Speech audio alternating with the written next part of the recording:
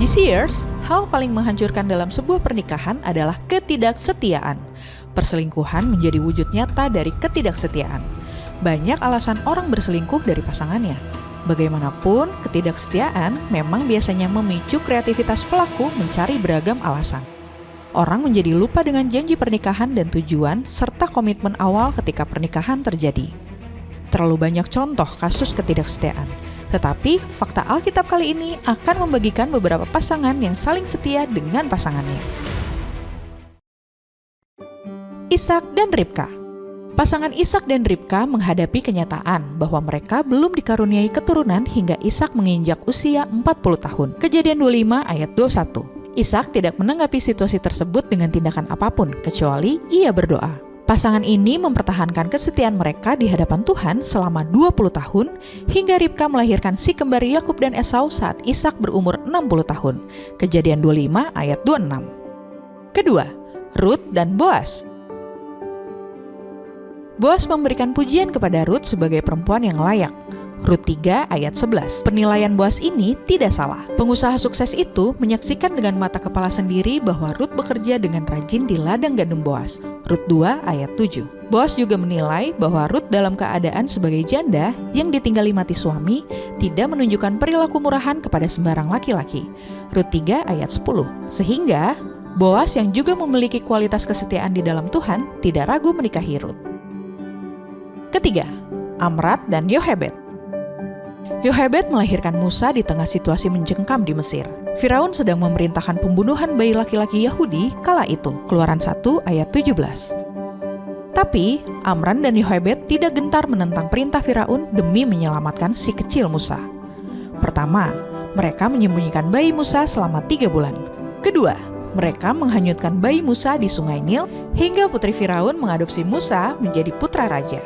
Keluaran 2 ayat 10. Kesetiaan pasangan Amran dan Yohebed telah menyelamatkan Musa sebagai sang pembebas Israel. Keempat, Musa dan Zipora. Musa dan Zipora menjadi pasangan dengan kesetiaan yang tidak diragukan. Mereka pernah saling menyelamatkan satu sama lain. Musa pernah menyelamatkan Zipora dari sejumlah gembala yang berniat mengusirnya di tempat penggembalaan ternak. Keluaran 2 ayat 17. Demikian pula, Zipora menyelamatkan Musa ketika Tuhan akan menghukum mati Musa karena ia belum menyunat putranya. Ketika itu, Zipora bertindak cepat menyunat putranya. Keluaran 4 ayat 24-26. Kelima, Zakaria dan Elisabet. Zakaria dan Elisabet memiliki pengalaman yang mirip dengan Abraham dan Sarah.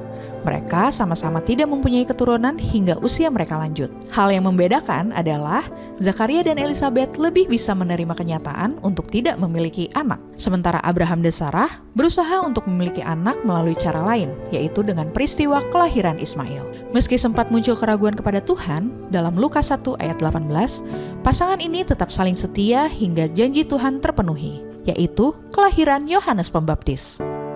Keenam, Yusuf dan Maria. Selain memiliki kesetiaan satu sama lain, pasangan Maria dan Yusuf juga berpegang kepada otoritas Tuhan. Bahkan, kesetiaan kepada Tuhan itu lebih tinggi daripada hubungan Maria dan Yusuf itu sendiri. Yusuf mengabaikan rasa malu bertunangan dengan Maria yang sedang mengandung.